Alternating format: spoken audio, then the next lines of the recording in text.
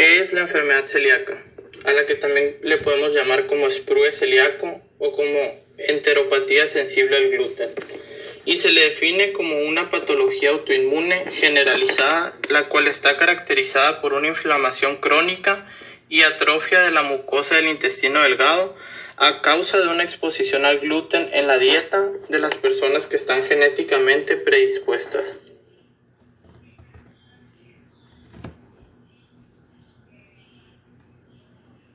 Por parte de la epidemiología, esta nos dice que en pacientes adultos la prevalencia a nivel global de este padecimiento es de alrededor del 1%, con base en pruebas serológicas. En el caso de México, en un artículo publicado en la revista de Gastroenterología de México en el año 2018, se estimaba que alrededor de 800,000 personas podrían padecer de enfermedad celíaca.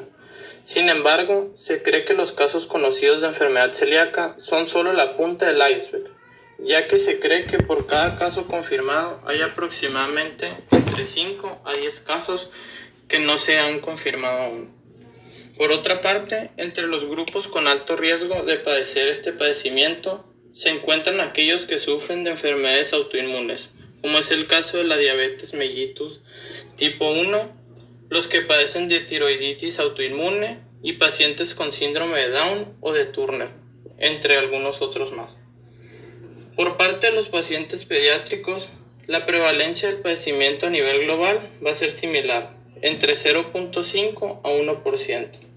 A su vez, se menciona que esta afecta el doble en el caso de los pacientes del género femenino. Los grupos de alto riesgo son prácticamente los mismos que se mencionaron anteriormente en el caso de los pacientes adultos. Cabe resaltar también que el riesgo de padecer enfermedad celíaca aumenta aproximadamente 3 a 10 veces más en las personas con algún factor de alto riesgo. Ser el diagnóstico anatómico e histológico de la enfermedad. ¿Okay? ¿Cuáles van a ser estas estructuras anatómicas y a nivel de tejido que se van a ver afectadas por la enfermedad celíaca? Bueno, pues sabemos bien que la enfermedad celíaca es un trastorno que afecta mayormente la absorción de nutrientes debido a esta reacción que se va a tener al gluten. Es por eso que es lógico pensar que la mayor afectación va a ser a nivel del intestino delgado, más específicamente del duodeno. ¿Ok? Es la estructura anatómica afectada por esta enfermedad, el duodeno, por cambios en su tejido, en su mucosa. ¿Qué cambios va a haber? Bueno, vamos a tener esta inflamación, esta atrofia del tejido, como se puede ver en la endoscopía del lado izquierdo. Podemos ver una inflamación del tejido y es por eso que pues, su diagnóstico se hace mayormente junto con la endoscopía, los factores serológicos y una biopsia duodenal. ¿Ok? Más específicamente de la porción media del duodeno, aunque se hacen de varias, se hacen biopsias de varias partes del duodeno para confirmar el diagnóstico. Pero, ¿cómo va a ser la afectación a nivel histológico? Bueno, pues tenemos, por ejemplo, aquí del lado izquierdo una mucosa intestinal normal. Podemos ver cómo están sus vellosidades y demás. Sin embargo, en la enfermedad celíaca, en la biopsia de enfermedad celíaca, podemos ver cómo va a haber este acortamiento o completa ausencia de las vellosidades de la mucosa y va a haber un aumento considerable de células intraepiteliales que se van a encontrar en la mucosa, que no deberían de estar ahí, hay hasta linfocitos T y demás, que se van a encontrar en la mucosa que no deberían de estar ahí, lo que va a llevar a este amontonamiento de células y a una hiperplasia de las criptas. Esto pues nos va a llevar a una mala absorción de nutrientes, lo que nos va a llevar a la sintomatología de lo que viene siendo la enfermedad. También hay manifestaciones en esta enfermedad cutáneas, ¿okay? Las manifestaciones cutáneas más importantes o la más común es la dermatitis herpetiforme. Esta se presenta alrededor del 10% de los pacientes. ¿Y pues en qué consiste? Va a consistir en este exantema pápulo-vesiculoso muy pruriginoso. El paciente va a tener mucha comezón que se va a distribuir de forma simétrica sobre todas estas superficies extensoras de lo que viene siendo la piel, como lo son codos, rodillas, nalgas, hombros y el cuero cabelludo. También puede llevar a otras manifestaciones cutáneas como alopecia y demás. Sin embargo, la más característica viene siendo la dermatitis herpetiforme. Y es relacionada más que nada en pacientes que tienen una ingesta de gluten alta o pues, considerable que pues llevan a esta manifestación. Conforme a la etiología de la enfermedad celíaca, vamos a tener que es parcialmente desconocida esto porque es un proceso patológico bastante complejo, pero se están estudiando, se están realizando estudios, se están tratando de aclarar estas preguntas, dudas que quedan todavía sobre la enfermedad. Pero en sí vamos a tener que ser el resultado de la interacción entre factores ambientales, inmunológicos, genéticos y el gluten, por ejemplo. El principal factor ambiental es, como estábamos diciendo, el gluten, que va a ser un conjunto de proteínas que poseen algunos cereales, como lo son el trigo, la cebada, el centeno. Y por ejemplo, el característico del trigo, el gluten de hecho contiene dos proteínas, que es la gliadina y la glutenina. La de gran importancia aquí es la gliadina. Esta molécula es pobremente digerida en el tracto gastrointestinal humano, resistiendo lo que son la acidez gástrica, las enzimas pancreáticas y proteasas del ribete en cepillo intestinal. Sufre en sí una degradación parcial, pero no la afecta mucho. Esta degradación parcial pues van a resultar ciertos péptidos que se han identificado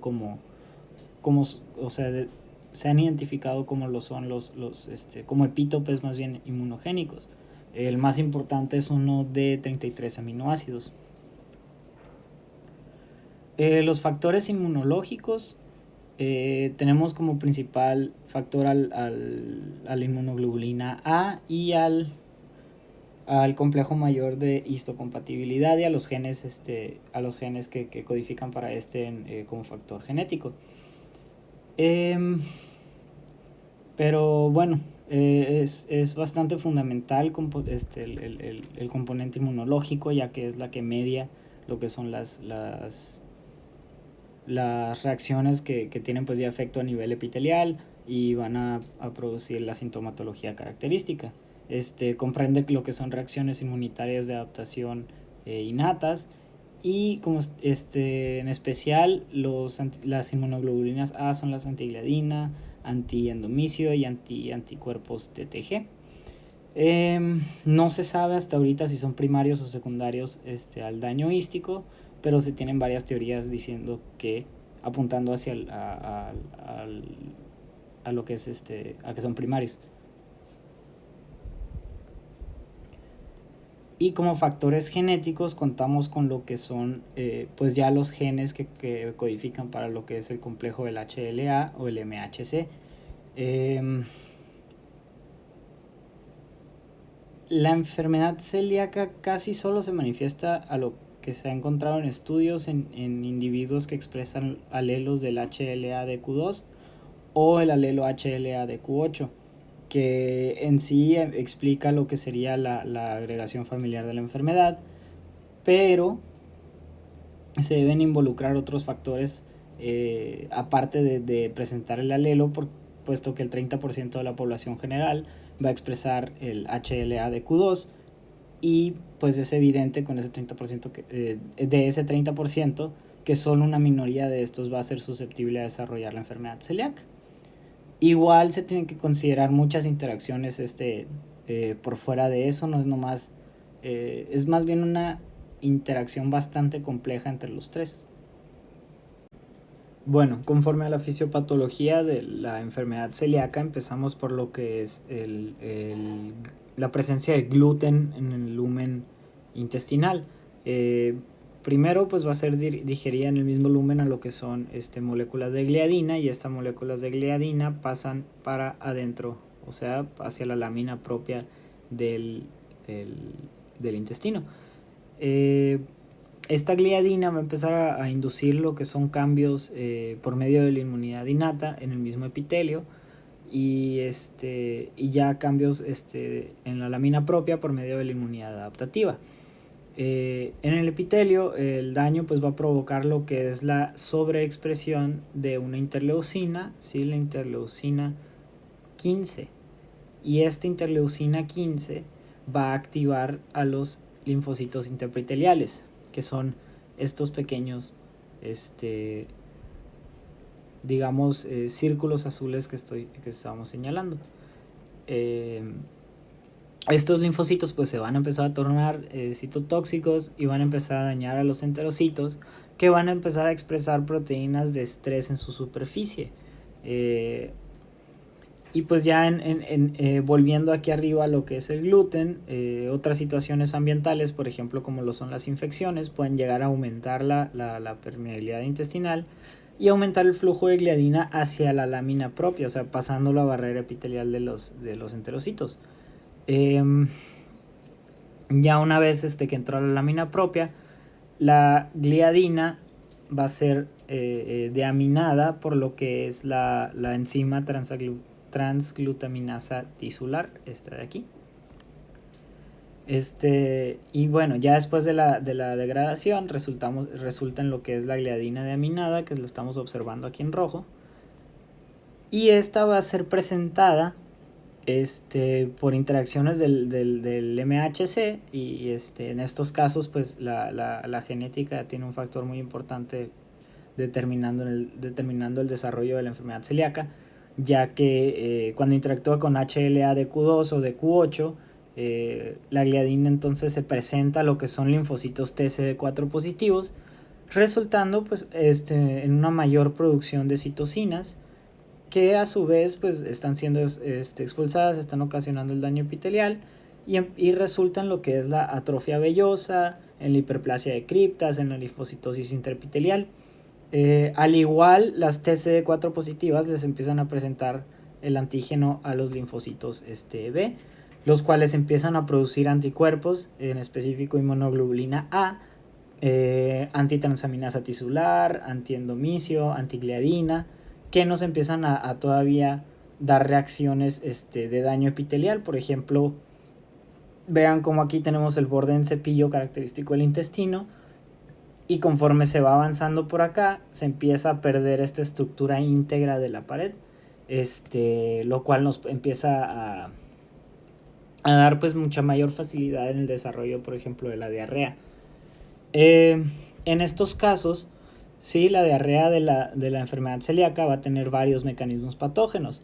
La diarrea, por ejemplo, va a ser secundaria a lo que es la esteatorrea, que va a ser la consecuencia de los cambios de la función de la mucosa yeyunal.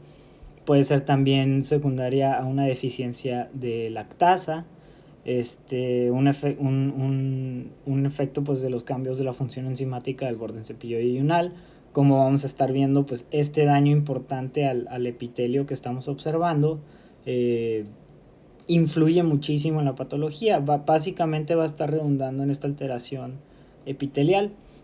También vamos a tener como problema, por ejemplo, la malabsorción de ácidos biliares, que pues va a dar origen a la secreción de líquido inducido pues por los ácidos biliares en el colon. Y ya por último, como último mecanismo, vamos a tener la excreción de líquidos endógenos por la misma hiperplasia de las criptas. De aquí pues empieza a fluir mucho líquido para afuera, se pierde la integridad, se pierde la función, pero todo está redundando prácticamente alrededor de estos tres efectos que se tienen al final de todo este mapa. De la enfermedad celíaca, podemos observar aquí el iceberg celíaco, en el que lo podemos dividir en tres etapas. En la primera, la clásica o sintomática, vamos a ver una presencia de lesión mucosa de la mucosa intestinal.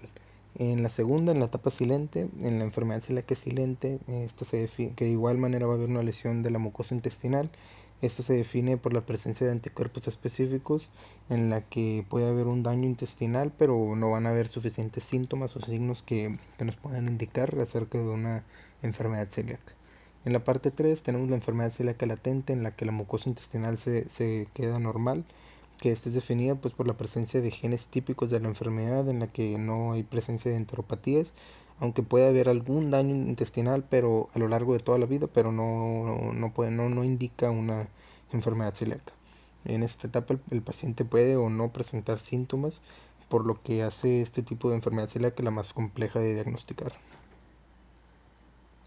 Los síntomas clínicos en los bebés tenemos que van a presentar una diarrea crónica, vómitos, pérdida de peso e irritabilidad. Mientras que en los niños vamos a tener un retraso del crecimiento, fatiga, diarrea, anorexia, vómitos, dolores abdominales, entre otras.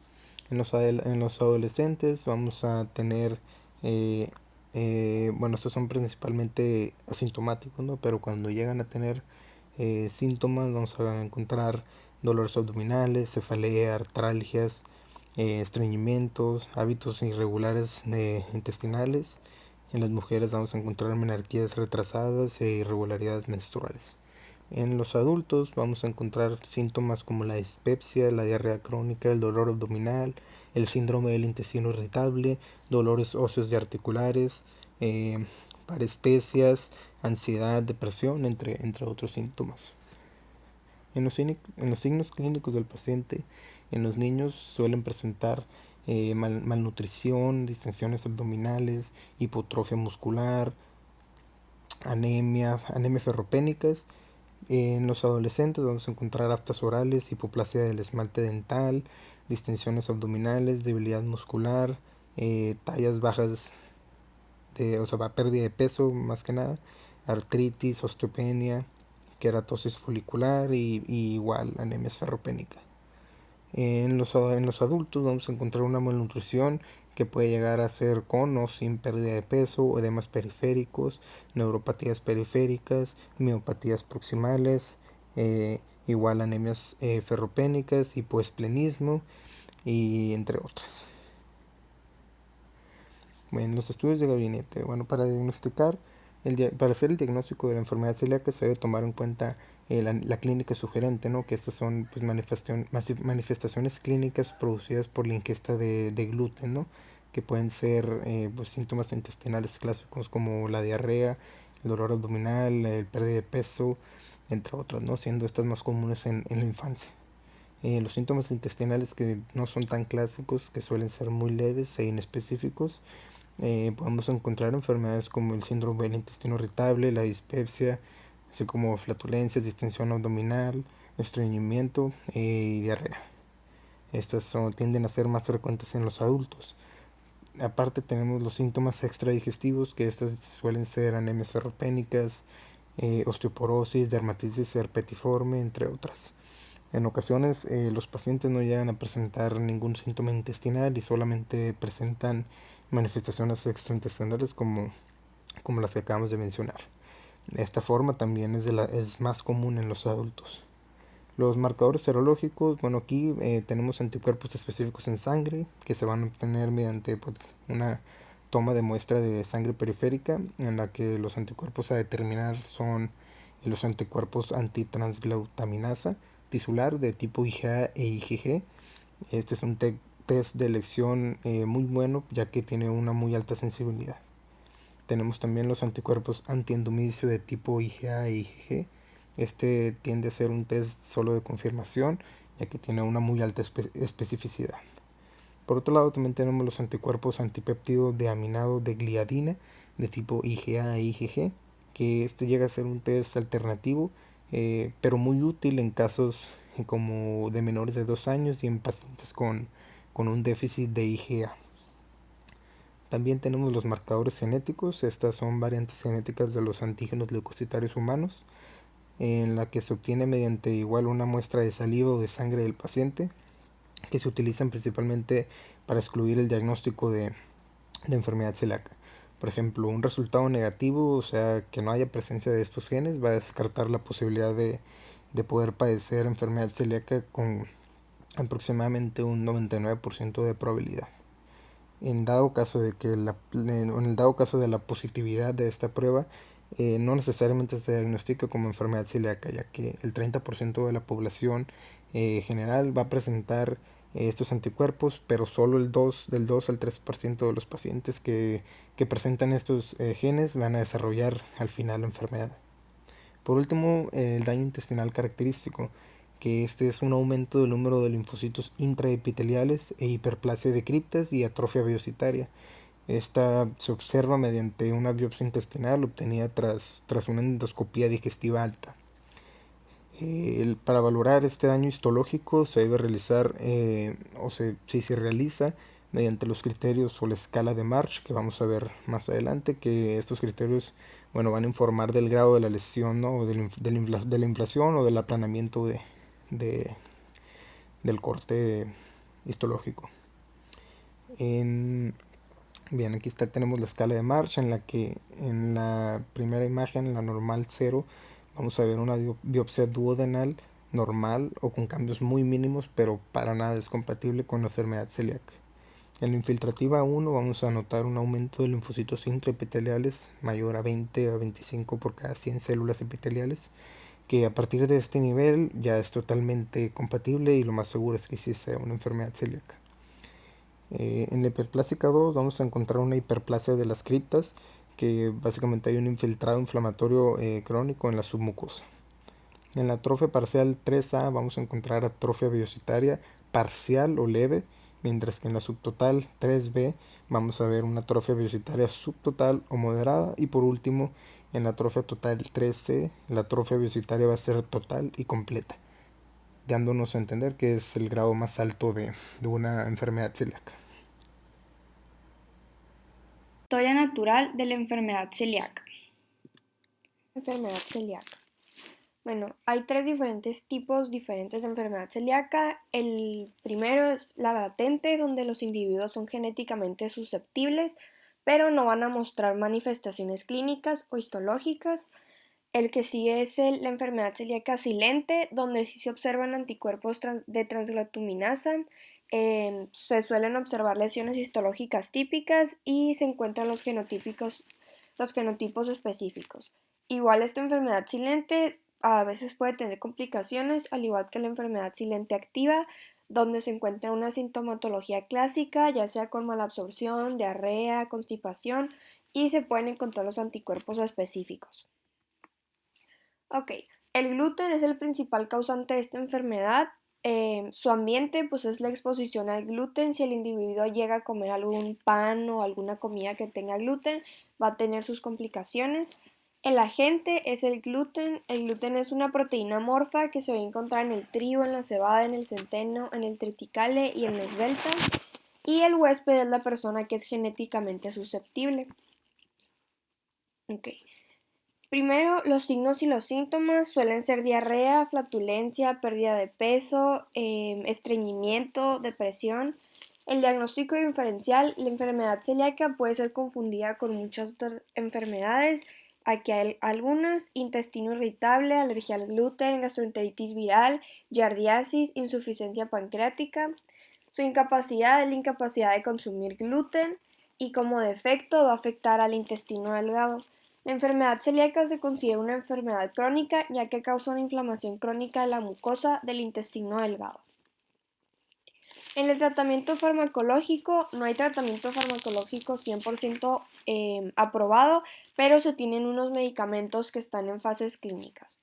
Uno de ellos es el ABL003 y ANPEP, que son proteasas que van a lisar el gluten ubicado en el lumen gástrico, y esto va a evitar que la generación de péptidos con generación inmunogénica. Otro de ellos es el AF001, mejor conocido como larazotido, que es un octapéptido. Este va a bloquear el paso paracelular del gluten a la lámina propia, y así se va a evitar la cascada inmunitaria. Este se tiene una dosis de 4 a 8 miligramos 3 veces al día, pero igual no está 100% aprobado. Y también se está manejando una vacuna subcutánea, que es una vacuna desensibilizante, donde se usan 3 péptidos del gluten, y esta va a provocar una reacción en las células T sensibles al gluten en los pacientes con HLA-DQ2 positivo. Igual cabe recalcar que estos fármacos no están 100% aprobados y se está trabajando en ellos. En el tratamiento no farmacológico tenemos la dieta sin gluten. Este es el tratamiento más eficaz, es una dieta estricta sin gluten.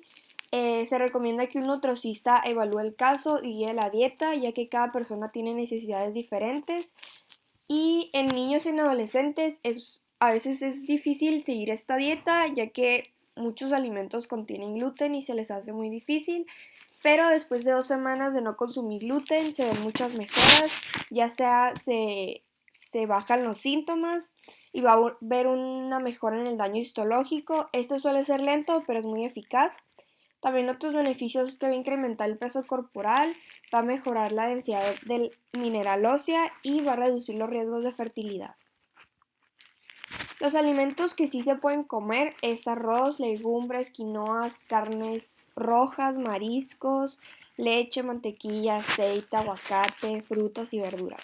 Y los que no van a ser los que vayan a tener harinas de trigo, avena, centeno, espelta, cebada, la cerveza, algunos chocolates, pan, pasteles, tartas, sopas, embutidos o patés.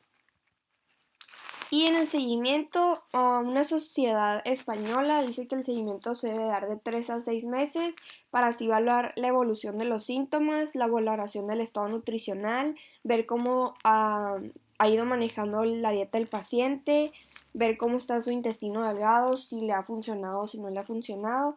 Y también se recomienda otra después de 12 meses, igual para evaluar la evolución de los síntomas, una biopsia para ver cómo anda el intestino, la determinación de los anticuerpos y si la respuesta es adecuada, pues va a tener un seguimiento anual y si no hay respuesta, se debe reforzar el cumplimiento de la dieta, ya que la dieta es muy estricta y no se debe comer nada con gluten, ya que si se llega a comer algo con gluten es como si volviera al día cero. Entonces es una dieta muy estricta y se tiene que tener mucho cuidado.